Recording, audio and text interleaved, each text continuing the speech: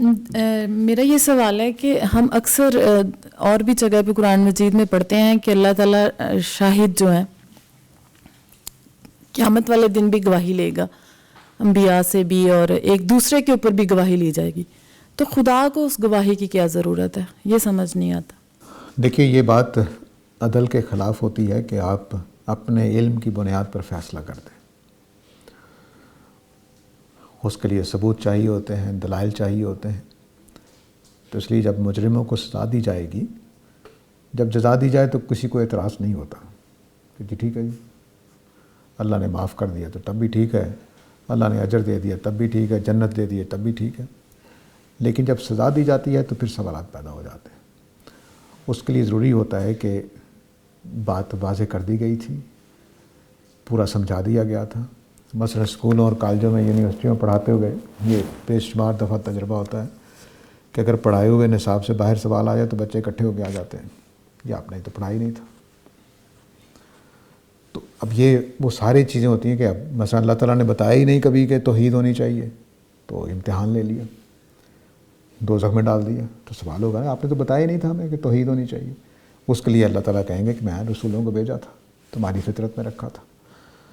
تو اس سارے پروسیس کے لیے پھر ایک پورا عمل میں سے گزرنا چاہیے ہر انسان کو، جس کو آگے حساب کتاب ہونا ہے۔ اس پروسیس کو اللہ تعالیٰ نے نبوت کے ذریعے سے چلایا، دنیا میں گواہی رکھی، اور پھر ان ساری گواہیوں کو محفوظ کرنے کا طریقہ بنایا کہ وہ اعمال نامہ بن گیا ہے، فرشتے لکھ رہے ہیں، ہمارے جسم یاد رکھیں گے ان چیزوں کو کہ ہم نے کیا کیا کیا، وہ کل قیامت والے دن ہمارے ہاتھ پاؤں گواہی دیں گے۔ تو یہ سارا پروسیس اس بات کے لیے ہے کہ یہ اعتراض نہ ہو کہ آپ نے ہمیں بتایا ہی نہیں، ہمیں تو پتہ ہی نہیں تھا، ہمارا تو کوئی قصور نہیں ہے۔ اب وہ قرآن میں کہتے ہیں، اللہ تعالیٰ کہتے ہیں قیامت والے دن اللہ کے سامنے کھڑے ہو کے لڑ رہے ہوں گے کہ انہوں نے گمراہ کیا تھا، ہم نے تو کچھ نہیں کیا، ایسا ہی نا۔ تو وہ ساری چیزوں کے لیے پھر ثبوت چاہیے ہوں گے۔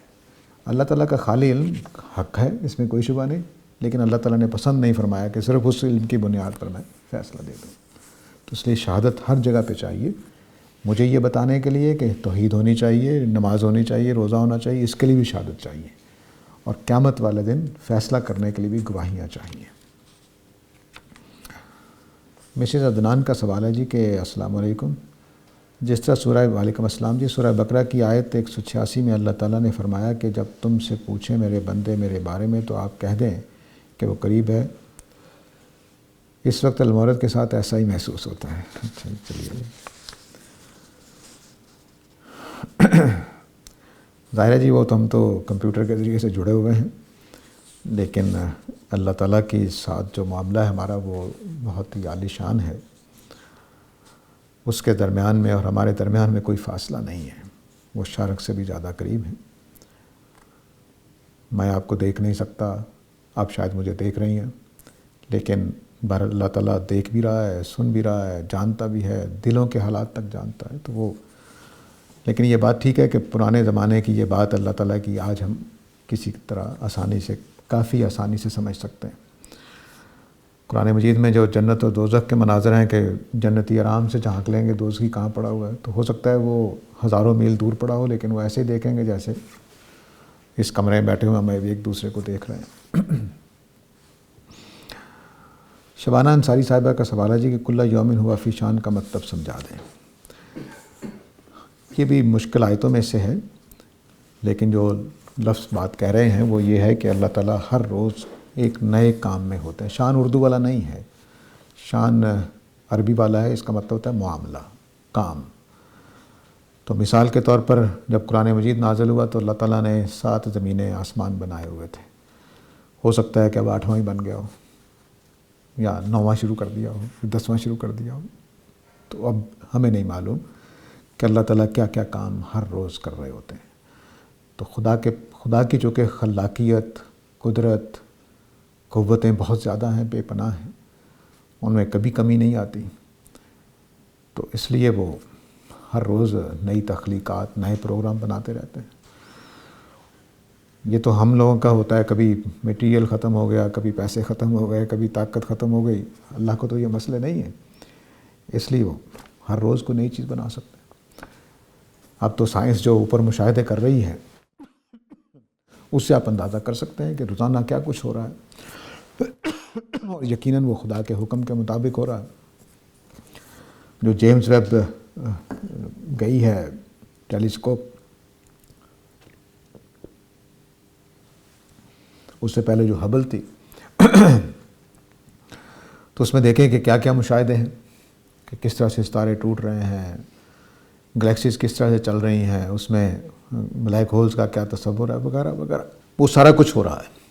ان معاملات کو بھی شامل کر لیجئے اور نئے پروگرام بھی شامل کر لیجئے، کہ مثلا اس وقت ہو سکتا ہے قیامت کی تیاری ہو رہی ہو، اللہ تعالیٰ قیامت کے لیے احکام فرما رہے ہوں گے، کیا کرنا ہے، کیسے ہونا ہے، کیسے نہیں ہونا، تو وہ سب کچھ، تو اس کا مطلب ہے کہ ہر روز وہ کسی نئے معاملے میں ہوتے ہیں، اور اس سے شان کا مفہوم بھی پیدا ہو جاتا ہے کہ اس کی شانیں ختم ہونے والی نہیں ہیں، ہر روز اس کی شانوں میں اضافہ ہوتا ہے، ہر روز اس کی شانیں سامنے آتی ہیں، تو وہ پہلو بھی لے سکتے ہیں۔ مسز عدنان کا سوال ہے کہ بخار جہنم کی باب میں سے ہے، سر المورد میرے دل کی آواز ہے، قصے کہانیوں سے الگ ہٹ کر جزاک اللہ۔ البتہ جو قصے کہانیوں کی آپ نے بات کی ہے، اس میں اللہ تعالیٰ توفیق دے، بڑی اچھی بات ہے، خالص دین پر قائم رہنا چاہیے، اور جو قصے کہانیاں ہیں اس سے باز رہنا چاہیے۔ یہ روز بن رضوان صاحب کا سوال ہے کہ کیا عورت حالت حیض میں حرم شریف میں بیٹھ کر تلاوت قرآن پاک اور ذکر و اذکار کر سکتی ہے؟ جی، حج سے منع کیا گیا ہے اس حالت میں، اور عمرے سے، باقی یہ جو چیزیں آپ نے کہی ہیں وہ کر سکتی ہیں۔ البتہ یہ ایک بات ہے کہ مسجد حرام میں اس حالت میں جانا کیسا ہے، اس کے اوپر علماء کا اتفاق نہیں ہے، کچھ لوگ کہتے ہیں جا سکتے ہیں، کچھ لوگ کہتے ہیں کہ صرف گزر سکتے ہیں، تو اس کی احتیاط ہوگی، باقی ٹھیک ہے۔ یاسر محمود صاحب کا سوال ہے کیا روح الامین، جبرائیل اور رسول وغیرہ سب ایک ہی ہستی کے مختلف نام ہیں؟ براہ مہربانی تفصیل فرمائیں، اگر روح الامین فرشتہ ہیں تو ان کا ذکر فرشتوں کے ساتھ الگ سے کیوں ہے؟ دیکھیے، یہ ایک مشکل موضوع ہے قرآن کا، میں اس میں جو سمجھتا ہوں اس کو عرض کر دیتا ہوں۔ ہمارے ہاں عمومی تصور یہ ہے کہ جو فرشتے ہیں وہ نور سے بنے ہوئے ہیں، جنات جو ہیں وہ آگ سے بنے ہوئے ہیں، اور جو ہم زمین کی مخلوقات ہیں وہ مٹی سے بنے ہوئے ہیں۔ اس تصور کے روشنی میں ذرا مشکل ہو جاتا ہے ان باتوں کو سمجھنا۔ دیکھیے، فرشتوں کے بارے میں یہ یاد رکھیے کہ فرشتے دو قسم کے ہیں۔ ایک فرشتے وہ ہیں جو باقاعدہ مخلوق ہیں، ہمیں نہیں معلوم کس سے بنے ہوئے ہیں، روایات سے روشنی ملتی ہے کہ وہ نور سے بنے ہوئے ہیں۔ یہ جو فرشتے ہیں یہ سارے کام کرتے ہیں دنیا کے۔ ایک فرشتوں کی وہ قسم ہے کہ جو ڈائریکٹ خدا کے کلمہ کن سے بن جاتے ہیں، ان کو اللہ تعالیٰ روح کہتے ہیں۔ وہ فرشتے جو ادھر اللہ تعالیٰ نے کہا، مثلا سورہ مریم میں اللہ تعالیٰ نے فرمایا ہے کہ میں نے مریم کی طرف اپنا ایک روح بھیجا، روحانہ کے الفاظ آئے ہیں، یعنی خدا کا روح کا مطلب ہوتا ہے پھونک مارنا یا لفظ ادا کرنا۔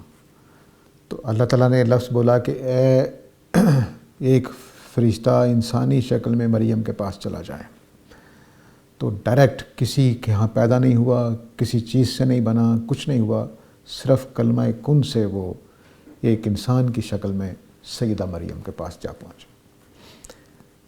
ان کو روح کہا جاتا ہے۔ جبرائیل امین بھی ایسے ہی بنے ہوئے ہیں،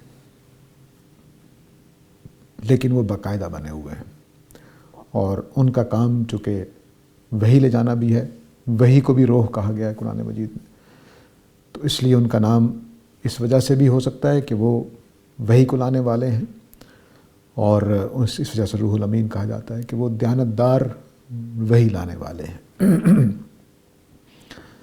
اور اس وجہ سے بھی ان کا نام ہو سکتا ہے کہ وہ بنے اس پروسیس میں ہو جس میں کلمہ کن سیدھا ایک مخلوق کی شکل اختیار کر لیتا، کوئی پروسیس نہیں ہوتا، سیدھا کلمے نے وہ شکل اختیار کر لی۔ روح خدا کے حکم سے دو طرح سے چیزیں بنتی ہیں، ایک یہی جو میں نے پہلے بتایا کہ ادھر اللہ کا حکم صادر ہوا، ادھر وہ چیز بن گئی، ایک سیکنڈ بھی نہیں لگتا اس میں۔ ایک ہے کہ اللہ تعالیٰ پروسیس میں ڈال دیتے ہیں، مثلا حضرت عیسیٰ کی ولادت کلمہ کن سے ہوئی ہے قرآن کے مطابق، لیکن اس میں اتنا ہی ٹائم لگا جتنا میرے اور آپ کے پیدا ہونے میں ٹائم لگا تھا، تو وہ پورے پروسیس میں ڈال دیا. اس کو روح نہیں کہا جائے گا، اس لیے وہ ابن مریم بھی ہیں اور روح منہ بھی ہیں اور کلمۃ اللہ بھی ہیں. کلمہ بھی اصل میں اثر انداز ہوا ہے، لیکن سیدہ مریم کا بطن بھی استعمال ہوا ہے اس میں. ان کے ہاں جو ولادت کا سامان موجود تھا وہ بھی استعمال کیا گیا اور کلمہ کن بھی استعمال کیا گیا. تو یہ جو پروسیس میں سے گزرتے ہیں وہ فرشتے بن جاتے ہیں، یعنی بننے کا حکم دیا، جس پروسیس سے بننا ہے وہ فرشتہ بن گیا. اور ایک وہ ہیں جو ڈائریکٹ حکم، ایک سیکنڈ بھی نہیں لگتا کہ کسی شکل میں ظاہر ہو جاتا ہے. وہ اللہ تعالیٰ انسان کی شکل میں کہیں تو انسان کی شکل میں ظاہر ہو جائے گا، وہ فرشتے کی شکل میں کہیں تو فرشتے کی شکل میں. سیدہ مریم کے پاس جو گئے وہ انسان کی شکل میں گئے تھے، وہ اللہ کے روح، اللہ کا حکم تھے. رسول جو ہے وہ لفظ انسانوں کے لیے بولا گیا ہے، فرشتوں کے لیے بھی بولا گیا ہے اور جنات کے لیے بھی بولا گیا ہے. یہ وہ ہستیاں ہوتی ہیں فرشتوں میں سے بھی اور انسانوں میں سے بھی اور جنات میں سے بھی جو اللہ کا پیغام لے کر جاتے ہیں. تو روح الامین حضرت جبرائیل کا، روح الامین اور جبرائیل ہم معنی ہے، ایک ہی ہستی کے دو، ایک لقب ہے اور ایک نام ہے. جبرائیل نام ہے ان کا اور روح الامین ان کا لقب ہے. لیکن روح کا میں نے تصور بتا دیا. روح اردو والا روح قرآن مجید میں نہیں ہے. جو ہمارے اندر روح ہے، زندگی جو نکل جاتی ہے تو وفات ہو جاتی ہے، وہ نہیں. اس کے لیے قرآن میں نفس کا لفظ آیا ہے. روح کے معنی ہے خدا کے پیغام کے. خود اللہ تعالیٰ نے سوال کا جواب دیا ہے کہ یسألونک عن الروح، یہ تم سے روح کے بارے میں پوچھتے ہیں، تو ان سے کہہ دو کہ روح من امر ربی، یہ اللہ کا حکم ہے. تو روح اللہ کا حکم ہوتا ہے. تو اللہ کا حکم جب انسانی شکل میں چلا جاتا ہے، فرشتے کی شکل میں، تو وہ روح بن جاتا ہے، وہ والا جو فرشتوں میں نے کہا. وہ اگر قرآن کی شکل میں آئے تو کلام الہی بن جاتا ہے، ہوتا وہ بھی روح ہی ہے کیونکہ اللہ کا حکم ہے وہ. تو اس طرح سے حکم کی دو شکلیں ہیں، ایک کسی مخلوق میں ظاہر ہو جانا اور ایک کلام میں ظاہر ہو جانا. یہ دونوں اللہ کے روح ہیں. تو حضرت عیسیٰ بھی اللہ کے روح ہیں اس معنی میں کہ کلمہ کن سے بنے ہیں. اور ان میں کیا ہوا کہ باپ کی طرف سے جو کچھ جاتا ہے بچے کی طرف، بچے کی پیدائش میں باپ کی طرف سے جو کچھ جاتا ہے وہ کلمہ کن سے بنا ہے، اس لیے وہ روح ہیں. اور لیکن ابن مریم ہے کیونکہ جو ماں کی طرف سے ولادت کے لیے چیز حاصل ہوتی ہے وہ حضرت مریم سے لی گئی تھی. تو یہ پیچیدہ سا ایک مسئلہ ہے. باقی میں امور متشابہات میں سے ہے، جو قرآن کے لفظوں سے مجھے سمجھ میں آ رہا تھا وہ میں نے عرض کر دیا. میری یہ رائے پہلے کہیں موجود نہیں ہے، اس لیے پریشان ہونے کی ضرورت نہیں ہے. نہ سمجھ آئے تو انکار کر دیجیے گا. اچھا، اگر روح الامین فرشتے ہیں تو ان کا ذکر فرشتوں کے ساتھ الگ سے کیوں ہے؟ اس لیے ہوا ہے کہ وہ جو کام کرتے ہیں وہ رسولوں کو پیغام دینا ہے، اس لیے ان کو الگ سے ذکر ہونا چاہیے. اور دوسری وجہ یہ ہے کہ غالباً وہ باقی فرشتوں کے مقابلے میں، یعنی روح الامین جبرائیل علیہ السلام، ان کا مقام بہت بلند ہے. اللہ تعالیٰ نے یہ بیان کیا ہے کہ عند ذی العرش مکین، وہ عرش والے کے پاس مکین ہیں، رہتے ہیں. وہ اتنے قریب ہیں کہ عرش والے کے پاس رہتے ہیں، اس لیے ان کا جو مقام ہے وہ بلند ہے. اور پتہ نہیں اربوں سال سے خدا کی خدمت میں لگے ہوئے ہیں، کبھی انہوں نے خیانت نہیں کی، کبھی نافرمانی نہیں کی، کبھی کوئی گناہ نہیں کیا. تو ظاہر ہے کہ پھر مقام تو ملتا ہی ہے. تو اس لیے ان کا الگ سے ذکر ہے دو وجہ سے. ایک ان کے مقام کی وجہ سے، انبیاء کے وہ استاد ہیں، معلم ہیں، وحی لانے والے ہیں، تمام انبیاء کے وحی لانے والے ہیں. تو ہمارا تو ایک نبی کا کوئی غلام بن جائے تو بڑا اعزاز ہوتا ہے. وہ معلم ہیں، علمہ شدید القویٰ، بہت قوتوں والے ہیں، ان کے بہت زیادہ پر ہیں اور کوئی ان کے آگے جرأت نہیں رکھتا کہ اپنی بات کر سکے. بہت باروب ہیں. تو اس لیے ان کا ذکر الگ سے ہی ہونا چاہیے تھا، کیونکہ وہ قرآن مجید کے پہلو سے، خاص طور سے کہ قرآن مجید انہوں نے نبی کریم صلی اللہ علیہ وسلم کو دیا ہے اور ان کی باتیں بھی قرآن میں شامل ہیں. کسی جب موقع آئے گا تو عرض کروں گا. شبانہ انصاری صاحب کا، یہ یاسر محمود صاحب کا سوال تھا روح والا. شبانہ انصاری صاحبہ کا سوال ہے، کیا بنی اسماعیل کے علاوہ ہماری بھی شہادت حق کی کوئی ذمہ داری ہے جبکہ ہم بنی اسماعیل میں سے نہیں ہیں؟ جی، ہم ان کے فالوور ہیں اور ان کے سپورٹرز ہیں، اور اگر وہ کام نہیں کر رہے تو ہم ان کے آگاہ کرنے والے ہیں۔ یعنی ہماری ذمہ داریاں 3 ہیں، جب وہ کام کر رہے ہوں تو ان کو فالو کریں گے اور ان کی سپورٹ کریں گے، اور اگر وہ کام نہیں کر رہے تو ان کو ان کی ذمہ داری یاد دلائیں گے۔ یہ تینوں کام ہمارے ذمہ ہیں، اور چونکہ ہم نے اس دین کو قبول کر لیا ہے اپنی مرضی سے یا نسلی مسلمان ہونے کی وجہ سے، تو اب ہم اس کے ذمہ دار ہیں۔ اس کی جو ذمہ داریاں جس پر عائد ہوتی ہیں ان کو بتانا ہے۔ مثلا آپ پہ زکوٰۃ عائد ہوتی ہے تو آپ کے والد صاحب کا حق ہے کہ آپ کو بتائیں۔ اسی طرح اگر بنی اسماعیل اپنی ذمہ داری ادا نہیں کر رہے تو میرا فرض ہے کہ میں ان کو آگاہ کروں اگر مجھے معلوم ہے۔ تو یہ چیز جو ہے یہ قائم رہنی چاہیے۔ البتہ یہ ہمیشہ یاد رکھیے کہ جو ذمہ داری آپ کی ہے وہ میں ادا نہیں کر سکتا، ہمیشہ یاد رکھیے اس کو۔ ہمارے ہاں اس کا بڑا ہی غلط ہندوستان پاکستان میں کام ہوا کہ علماء اگر دعوت دین کی ذمہ داری نہیں کر رہی تو جو حلا اختیار کر لیں۔ میں یہ اس لیے کہا کرتا ہوں کہ زکوٰۃ میرے اوپر فرض تھی، آپ نے ادا کر دی تو میری ادا ہو جائے گی؟ نہیں ہوگی۔ نماز میرے اوپر فرض تھی، آپ پڑھ لیں تو کیا ہو جائے گی؟ نہیں ہوگی۔ تو جو کام عالم دین کے کرنے کا ہے وہ عالم دین نے کرنا ہے، جو عامی نے کرنا ہے وہ عامی نے کرنا ہے، جو رسول نے کرنا ہے وہ رسول نے کرنا ہے، وہ میں آپ نہیں کر سکتے۔ تو جو بنی اسماعیل کی ذمہ داری ہے وہ بنی اسماعیل نے ادا کرنی ہے۔ ہماری ذمہ داری یہ ہے کہ ایک مخلص دوست کی طرح سے کہ جو اپنی ذمہ داری ادا نہیں کر رہا اس کو آگاہ کرتے رہیں، اس کو بیدار کرتے رہیں، بس۔ عبداللہ صاحب کا سوال ہے کہ نیکیوں کی گنتی کا کیا سسٹم ہے؟ فلاں عمل پر 10 نیکیاں، فلاں پر 20، یہ یونٹ کیسے طے ہوتا ہے؟ یہ میری بڑی تمنا ہے کہ اللہ تعالیٰ بتا دیتے، لیکن اللہ تعالیٰ نے بتایا نہیں۔ چند اصول ہیں جن کو میں عرض کر دیتا ہوں۔ پہلی بات یہ کہ ہر نیکی کا ایک بنیادی ثواب ہے۔ مثال کے طور پر سمجھنے کے لیے، کہیں بیان نہیں ہوا کہ کسی کو پانی پلانے پر 1 نیکی ملے گی، تو فرض کر لیے 1 روپیہ ملے گا، ٹھیک ہے؟ تو اب ہم نے 1 روپے کو یونٹ مان لیا، یہ پانی پلانے کا 1 یونٹ 1 روپیہ، ایک اس کا جو اجر ہے وہ 1 روپیہ ہے۔ لیکن میں نے اس صورت میں پانی پلایا کہ مجھے بھی پیاس لگی ہوئی تھی، لیکن اس کو میں نے اپنے اوپر ترجیح دے دی۔ تو اب وہی گلاس کا پانی میں نے پلایا ہے، جو کل پلایا تھا تو 1 روپیہ ملا تھا، آج ہو سکتا ہے 10 روپے مل جائے، کیونکہ میں نے اپنی مشکل کو، اپنی ضرورت کو دبا کر دوسرے کی مدد کی ہے۔ ٹھیک ہو گیا؟ یہی پانی کا گلاس میں نے جنگ کے میدان میں پلایا، میرا ساتھی مر رہا تھا اور تیر لگے ہوئے تھے اس کو، میں نے بھاگ کے اپنی جان کی پرواہ کیے بغیر اس کو پلانے چلا گیا۔ اب ہو سکتا ہے کہ 700 گنا ہو جائے، ٹھیک ہے؟ تو یہ پہلا اصول یہ ہے کہ ایک بنیادی اس کا ثواب ہے جو ہر صورت میں ملنا ہے، خواہ آپ کے حالات کیسے ہوں، سادہ ہوں یا کچھ، وہ آپ کو ملنا ہی ملنا ہے۔ لیکن کچھ چیزیں ایسی ہیں جو آپ کے حالات کی وجہ سے بڑھ جاتا ہے اس کا اجر۔ جنگ میں شریک ہونا بہت بڑا اجر ہے، لیکن جو بدر میں شریک ہوا تو بات ہی اور ہے۔ تو اس طرح سے کچھ چیزوں کا ثواب بڑھتا اور گھٹتا رہتا ہے۔ وہ قرآن مجید نے بتایا کہ 700 گنا تک جا سکتا ہے، اور یہ قاعدے کے مطابق ہے۔ باقی سنزید المحسنین، ہم نیکوں کو اور بھی اپنی طرف سے دے دیں گے۔ تو جو قاعدے پر مل جائے گا کہ 700 گنا بھی ایک قاعدہ ہے، اس پر آپ کو مل جائے گا۔ دوسرا اصول یہ قرآن مجید سے سمجھ میں آتا ہے کہ یہ جو گنتی کا سسٹم ہے یہ ہر روز اس کا بیلنس نکلتا رہتا ہے۔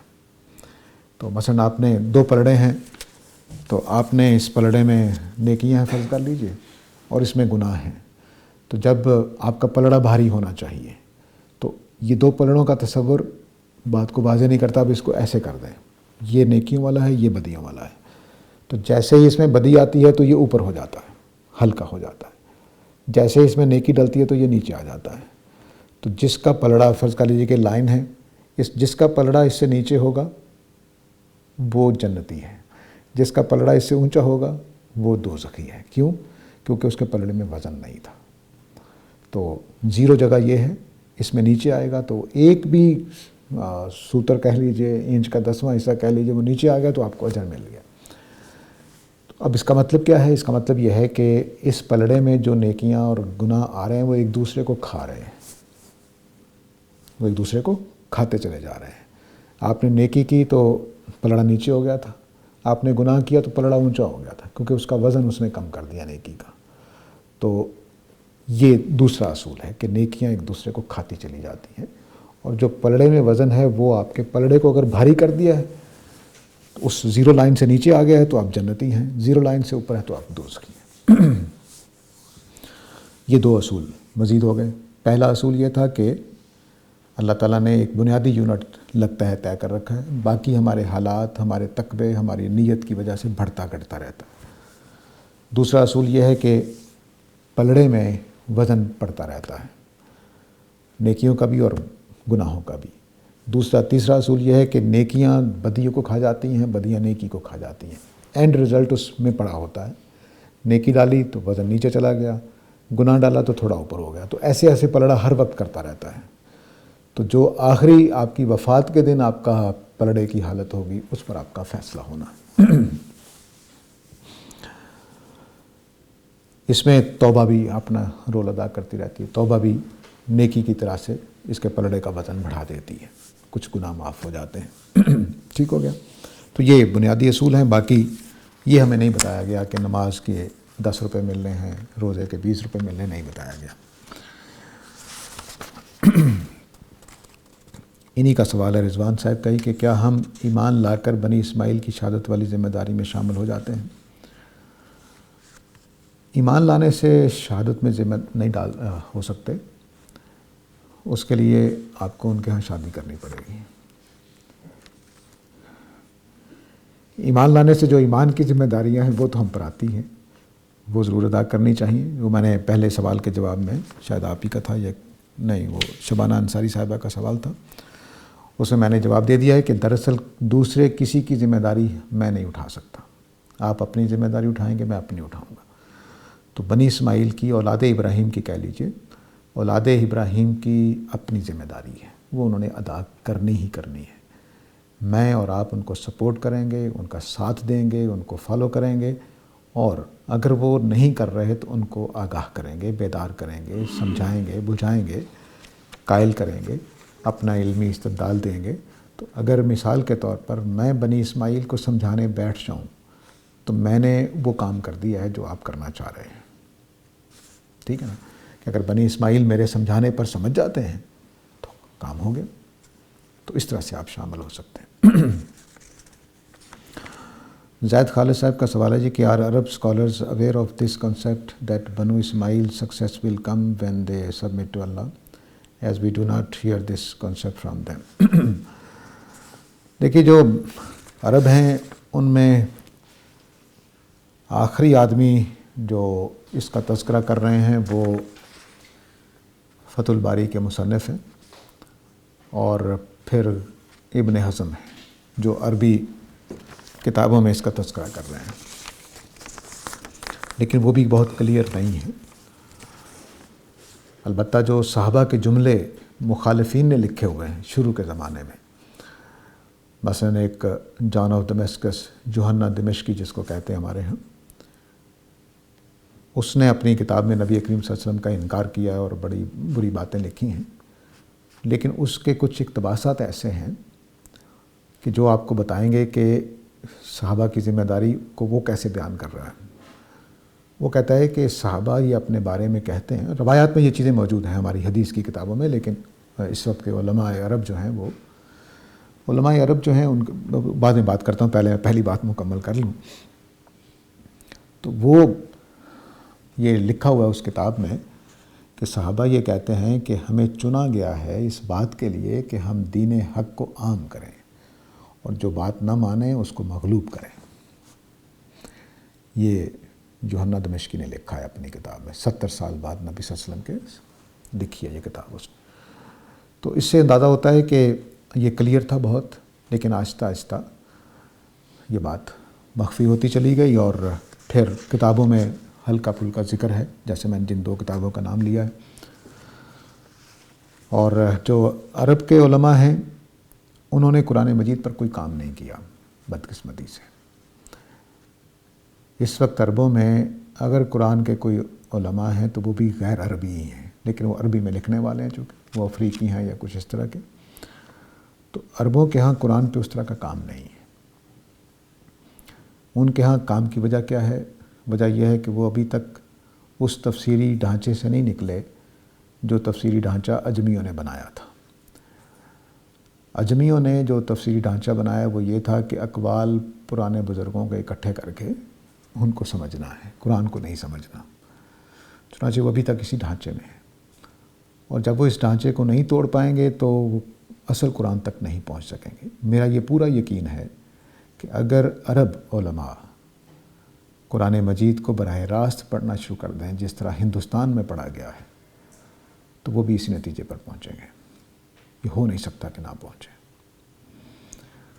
تو اس لیے ان کے ہاں ابھی تو توقع نہیں لگ رہی، کیونکہ وہ اس ڈھانچے کو، ہاں اب جو سعودی عرب میں تبدیلیاں آ رہی ہیں اس کے بعد کچھ 50-60 سال کے بعد امکانات ہو سکتے ہیں، کیونکہ اب وہ اس پروسیس سے گزر رہے ہیں جس سے ہندوستان 150 سال پہلے گزر گیا۔ ہندوستان اور ترکی، کسی حد تک مصر، یہ وہ ممالک ہیں جہاں پر مغربی علوم کا براہ راست حملہ ہوا ہے، عربوں پر نہیں ہوا۔ ان کے اوپر کھٹ پتلی حکومت تو رہی ہے، لیکن براہ راست انگریز حکمران نہیں رہے۔ جن ملکوں میں براہ راست انگریز حکمران ہوئے یا فرانسیسی حکمران ہوئے، وہاں پر یہ چیلنج براہ راست ریسیو کیا گیا۔ جب براہ راست ریسیو کیا گیا، اس کا سامنا کیا گیا، اس کو جواب دینے کی کوشش کی گئی، تو یہاں دو طرح کے علوم پیدا ہوئے۔ ایک مذہب کا انکار کرنے والے، حالانکہ مذہب کا دفاع کر رہے تھے، اور دوسرے وہ جو مذہب کو مزید نکھارنے والے علوم پیدا ہوئے۔ تو ہندوستان اس میں سب سے زیادہ خوش قسمت ہے۔ میں نے افریقیوں کی چیزیں بھی دیکھی ہیں، یعنی مصریوں کی بھی اور ترکیوں کی بھی بعض چیزیں دیکھی ہیں، لیکن ہندوستان کی جو سرزمین ہے، میں پاک و ہند کو اکٹھا کر کے ہندوستان کہہ رہا ہوں، انڈیا نہ سمجھیے گا، یہاں اللہ تعالیٰ کا کوئی خاص فضل ہے۔ یہاں مخالفین بھی جو پیدا ہوئے وہ بھی سر سید کے قد کاٹ کے تھے۔ سر سید کے قد کاٹ کا کوئی ایسا آدمی پیدا نہیں ہوا جو پورے عالم اسلام میں، جو اس چیلنج کو ایک نیا چیلنج بنا کر پیش کرتے ہیں۔ سر سید اس عہد کے بڑے آدمی ہیں، ہمیں ان کی آراء سے اختلاف ہو سکتا ہے، لیکن انہوں نے جو چیلنج بنایا، پھر اس کا جو جواب ہندوستان سے پھوٹے ہیں، وہ سب سر سید کے کھاتے میں جاتے ہیں۔ یعنی دیوبندی، بریلوی، اہل حدیث، فکر افراحی والے، یہ سارے کے سارے سر سید کے رد عمل میں پیدا ہوئے ہیں۔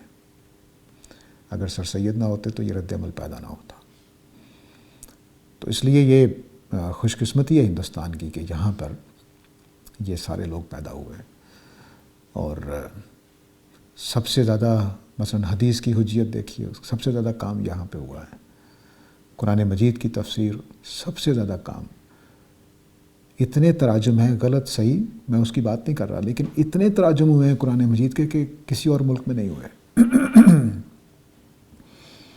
اردو میں جتنے تراجم ہوئے ہیں کسی اور ملک میں نہیں ہوئے، ہندی میں ہو رہے ہیں، اردو میں ہو رہے ہیں۔ تو یہ دنیا عجیب سی دنیا بن گئی ہے ہندوستان پاکستان کی۔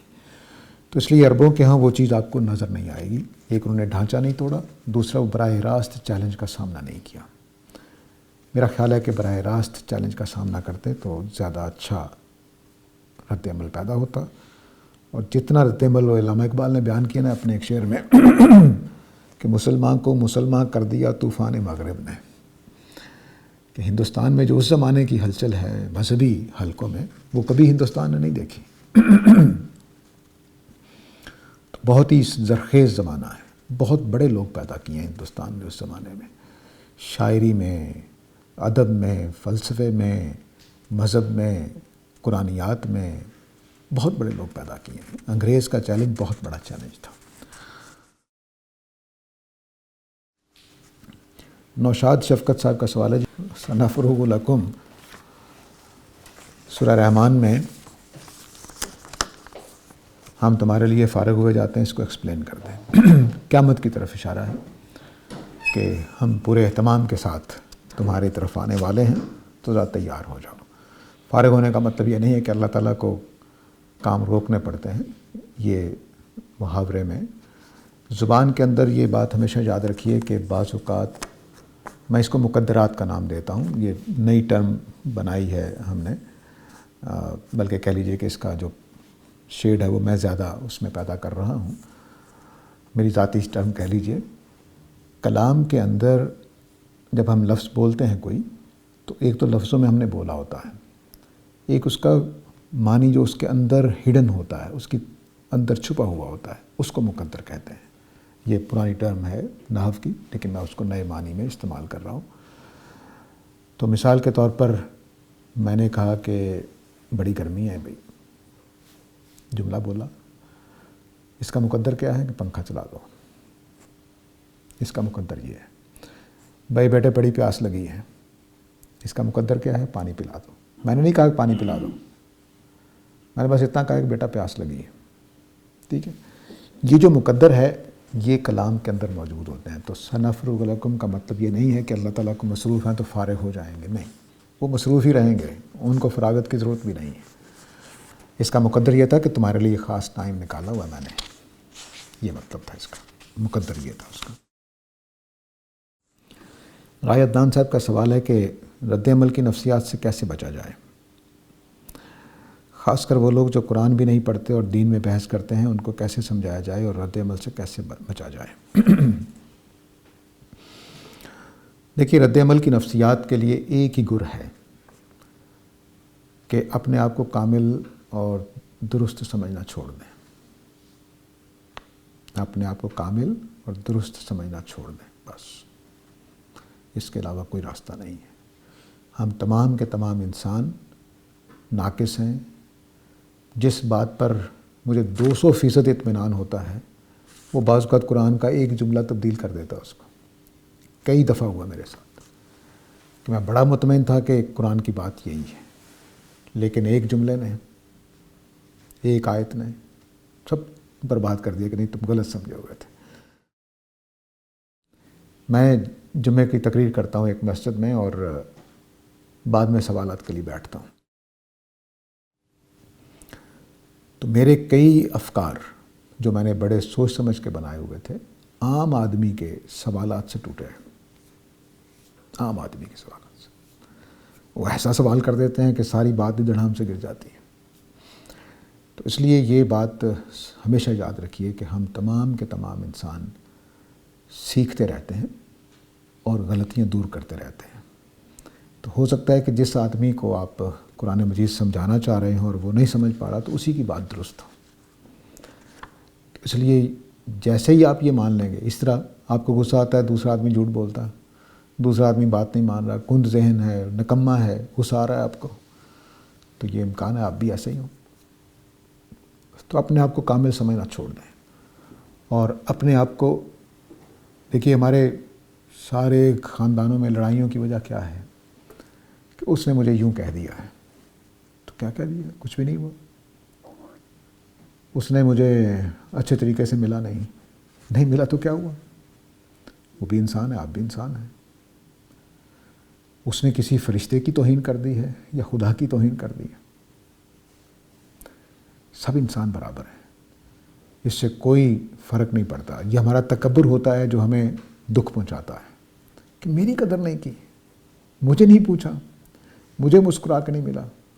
تو ذرا نیچے زمین پر آ جائیں، تو زمین پر رہنا سیکھیں، سارے رد عمل ختم ہو جاتے ہیں، دوسرے آدمی بڑے لگنے لگ جاتے ہیں، اپنے سے بہتر لگنے لگ جاتے ہیں، تو بس پھر وہ رد عمل نہیں رہے گا۔ البتہ یہ بات ٹھیک ہے، میری بات کا مطلب یہ نہیں کہ اپنی بات پر قائم نہ رہیں۔ جو آپ کو حق بات لگ رہی ہے، جب تک حق لگ رہی ہے اس وقت تک اس کو سمجھتے رہیں، اپنے عزیز قریبی بھائیوں بہنوں کو بتاتے بھی رہیں۔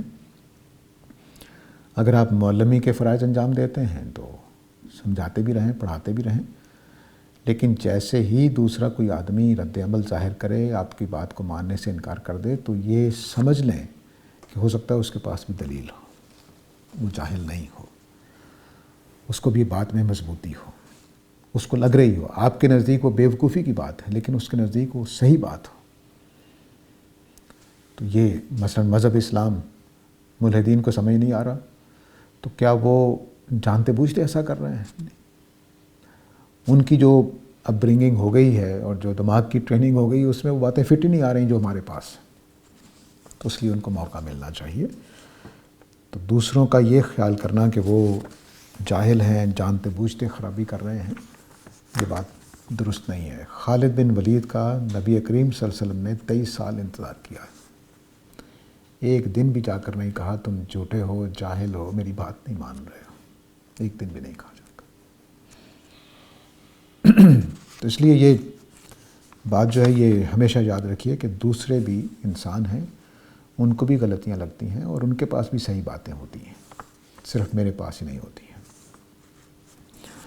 خالد محمود صاحب کا سوال ہے جی کہ can we recognize that they are angels when they appear in human forms? I really appreciate the way you explain, regards from Canada. دیکھیے جب وہ انسانی شکل میں آتے ہیں تو سیدہ مریم نہیں پہچان سکی تھی، انہوں نے ان کو دیکھتے ہی کہا کہ میں تم سے اللہ کی پناہ چاہتی ہوں اگر تم اللہ سے ڈرنے والے ہو، تو کیونکہ قرآن نے کہا ہے کہ فتمثل لہا بشرا سویا، وہ کامل صورت میں انسان کی شکل میں ظاہر ہوئے تھے۔ تو جب فرشتے کامل شکل میں، کامل انسانی شکل میں یا کسی اور کی شکل میں آتے ہیں تو ہم ان کو نہیں پہچان سکتے۔ لیکن یہ مجھے لگتا ہے صرف کوئی میرے پاس قرآن و حدیث کی بات نہیں ہے، جو واقع خضر ہے قرآن مجید میں سورہ کہف سے، اس سے قیاس کر کے کہہ رہا ہوں کہ ہو سکتا ہے کہ آپ کسی جگہ راستہ بھول گئے ہوں اور آپ کو سمجھ نہ آ رہی کدھر جانا ہے، تو اچانک ایک آدمی سائیکل پر بیٹھا ہوا آیا اور اس نے آپ کو راستہ بتا دیا، تو وہ ہو سکتا ہے اللہ کا فرشتہ ہو، لیکن وہ آپ کو انسان لگے گا۔ ہو سکتا ہے کہ غریب چرواہا لگے، کوئی مزدور لگے، کوئی کیسا لگے، ہمیں نہیں پتہ۔ تو یہ ہم نہیں پہچان سکتے کہ وہ انسان، فرشتے، یہ جو سامنے بیٹھا ہوا یہ واقعی، ہاں البتہ وہ روزانہ آپ کے پاس آ رہا ہو تو پھر ہو سکتا ہے کہ آپ پہچان جائیں کہ یہ انسان ہے یا فرشتہ، لیکن انسان ہونا تو ثابت ہو ہی جائے گا اس کا۔ وہاب صاحب کا سوال ہے جی کہ یاجوج ماجوج ہر بلندی سے اتریں گے، اس کا کیا مطلب ہے؟ دیکھیے من کل حدب ینسلون قرآن کے الفاظ ہیں، ہر گھاٹی سے اتریں گے۔ جو انبیاء کا علاقہ ہے وہ دراصل مصر کا وہ علاقہ جو ادھر کنعان وغیرہ کی طرف ہے، وہ پھر وہ ایک ٹرائی اینگل سی بیچ میں آتی ہے جو مصر اور سعودی عرب کے درمیان میں، اگر نقشے پہ دیکھیں سعودی عرب یمن سے اوپر فلسطین اور کنعان اور عراق اور ایران، یہ انبیاء ایران کے وہ علاقے جو عراق کی طرف ہیں، شام کی طرف ہیں، یہ جو پورا علاقہ ہے یہ انبیاء کا علاقہ ہے۔ یہ زمین کا ایک طرح سے پرانی جو تہذیب ہے اس کا مرکز ہے۔ یہ علاقہ مذہبی لوگوں کا علاقہ رہا ہے شروع سے، اور جتنے ارد گرد کے علاقے ہیں وہ مجرمین نے آباد کیے ہوئے ہیں، وہ لڑکیاں لے کر بھاگ گئے، چوری کر کے بھاگ گئے، اور اس طرح سے یہ آباد ہوئے ہیں۔ یہ جو مرکزی علاقہ ہے اس کے اوپر یاجوج ماجوج نے حملہ آور ہونا ہے، ٹھیک ہے؟ حملہ آور ہونے کے لیے انہوں نے ہر طرف سے حملہ کرنا ہے۔ اب یہ بات ہے جو نصوص میں آئی ہے، قرآن و سنت میں آئی ہے۔ اگلی جو میں بات کرنے جا رہا ہوں وہ ان لفظوں سے میں اٹھا رہا ہوں۔ یاجوج ماجوج کا مطلب ہے موج، یہ لفظ اپنی موج سے نکلا ہوا ہے، ویو جس کو ہم انگریزی میں کہتے ہیں۔ تو یاجوج ماجوج کا جو ہمارے زمانے میں آنا ہے وہ موج کی شکل میں ہوگا۔ موج کیسے چلتی ہے؟ ایسے چلتی ہے، پانی کی موج جو ہوتی ہے وہ ایسے چلتی ہے۔ تو اس وقت جتنا کچھ یاجوج ماجوج کی طرف سے آ رہا ہے وہ سارا کچھ ویو کی شکل میں ہے۔ ریڈیو، ٹیلی ویژن، جہاز کیسے اڑتا ہے؟ ایسے ہی ہے کہ وہ نیچے ہوتا ہے، اوپر جاتا ہے اور پھر اتر جاتا ہے زمین پر۔ تو من کل حدب ینسلون سے مجھے لگتا ہے کہ وہ ہر طرف سے ویو کی شکل میں آ جائیں گے۔ اور یاجوج ماجوج کون ہیں؟ یہ گورے اور پیلی ریسز جو ہیں یہ یاجوج ماجوج ہیں، اور یہی اس وقت آ رہے ہیں چاروں طرف سے۔ اور کون سی جگہ ہے جو انہوں نے چھوڑ دی؟ آپ کے بیڈ روم تک تو آ گئے۔ اور اب جو چھوٹے ڈرون ہیں جو مکھی کے سائز کے کہتے ہیں، وہ ہو سکتا ہے کہ یہاں سے جاسوسی کر کے چلے بھی گئے ہوں، ہمیں پتہ بھی نہیں چلتا۔ تو وہ بھی ویو کی شکل میں آتے ہیں، اڑتے ہیں چلے جاتے ہیں، اڑتے ہیں چلے جاتے ہیں۔ تو یہ میرا فہم ہے، لگتا ہے اس بات سے کہ یاجوج ماجوج کی جو نسل ہے وہ سائنسی ترقی کرے گی، اور سائنسی ترقی کرنے کے بعد اس اسٹیج پر پہنچی ہے کہ وہ اب ہر طرف سے ہمارے اوپر پل پڑے ہیں۔ دیکھیے انہوں نے ہمارا ایمان چھینا ہے، ہمارے ہر گھر میں موجود ہے۔ کبھی آپ سوچئے کہ گانے کی محفل میں اٹینڈ کرنے کے لیے کہاں جانا پڑتا تھا، اب وہ آپ کے بیڈ روم میں آپ کو فراہم کرتے ہیں۔ ادھر آپ سوئچ آن کرتے ہیں، ادھر انڈیا میں ہونے والا کوئی کنسرٹ ہے وہ ان کے ٹیلی ویژن سے نشر ہو رہا ہے، آپ سن سکتے ہیں۔ امریکہ میں ہونے والا سن سکتے ہیں، امریکہ میں میچ ہو رہا ہوتا ہے آپ دیکھ رہے ہوتے ہیں۔ تو یہ جو دنیا بن گئی ہے، اسی کو من کل حدب ینسلون سے میں سمجھتا ہوں کہ اس کا آج کی زمانے میں اس کا مفہوم یہ ہے۔ پرانے زمانے کے اعتبار سے مفہوم یہ تھا کہ ٹیلوں سے، پہاڑوں سے، ادھر ادھر سے، ہر طرف سے وہ حملہ آور ہو جائیں گے۔ لیکن جو یاجوج ماجوج کی دیوار ہے وہ بے معنی ہو گئی، اس کو روکنے کے لیے کوئی، یعنی اب دیواریں نہیں روکتی ہیں، تو وہ سب کچھ ختم ہو گیا۔ یہ وہاب صاحب کا سوال تھا۔ براق چینل والوں کا سوال ہے جی کہ پیری مریدی کی کیا حیثیت ہے؟ کچھ بھی نہیں، ایجاد بندہ ہے، لوگوں نے ایجاد کی ہے، لوگوں کے پاس ہی رہ جائے گی۔ انبیاء کے علاوہ کوئی شخص اس قابل نہیں ہے کہ وہ کسی کو مرید بنا سکے، یہ صرف انبیاء کا حق ہے۔ میں اور آپ صرف معلم بن سکتے ہیں، استاد بن سکتے ہیں، اور اس احساس کے ساتھ کہ میری انڈرسٹینڈنگ میں غلطی ہو سکتی ہے، میری بات میں غلطی ہو سکتی ہے، میرے عمل میں غلطی ہو سکتی ہے۔ یہ صرف نبی ہوتے ہیں کہ جو وہ فرماتے ہیں وہ حق ہو۔ تو بس ایسی ہی ہستی کو پیر بننے کا حق ہے۔ تو میرے اور آپ کے پیر محمد عربی صلی اللہ علیہ وسلم ہیں۔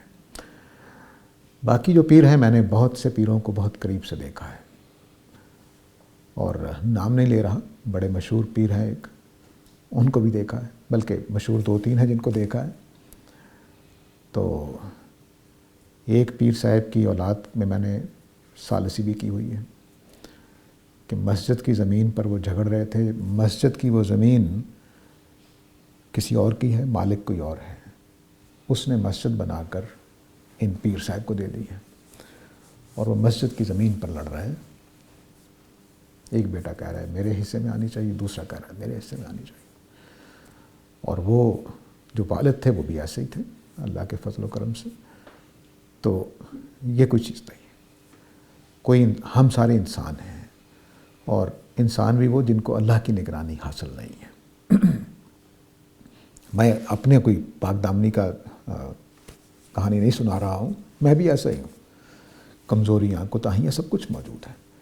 تو اس لیے یہ حق صرف اللہ کے رسول کو حاصل ہوتا ہے کہ وہ پیر بنے، کیونکہ اس نے جو کہنا ہے وہ نفعت اللہ کہنا ہے، جو کچھ کہنا ہے وہ حق کہنا ہے، اور ان کا کہنا اور ان کا عمل ایک دوسرے کا تضاد نہیں رکھتے۔ ہم صبح کچھ ہیں، شام کچھ ہیں، اور سارے پیروں کی روزگار جو ہے وہ مریدوں کے کھانے پر چلتا ہے، ان کے کھلانے پر، تو وہ کیسے یہ فریضہ انجام دے سکتے ہیں؟ اس لیے اس سے بچ کر رہنا چاہیے۔ ہمارے معاشرے میں اس نے بڑی گمراہیاں پیدا کی ہیں۔ ایسے ایسے پیر ہیں کہ بس، جو نیک پیر ہیں میں ان کی کمزوری بتا رہا ہوں، نیک پیروں کی، اور جو برے پیر ہیں وہ تو ان کی کہانی اور ہے۔ یعنی میں نیک لوگوں کو نیک مانتے ہوئے کہہ رہا ہوں کہ ان کے اندر یہ کمزوریاں ہوتی ہیں، لیکن جو برے پیر ہیں، جھوٹے پیر ہیں، ان کی تو کہانی الگ ہے، وہ تو اللہ تعالیٰ معاف کرے۔ تو اس لیے نیک سے نیک آدمی کو بھی پیر نہیں بنانا چاہیے۔ پیر صرف اللہ کے رسول ہے صلی اللہ علیہ وسلم۔ تو وقت ہو گیا جی، وآخر دعوانا الحمدللہ رب العالمین۔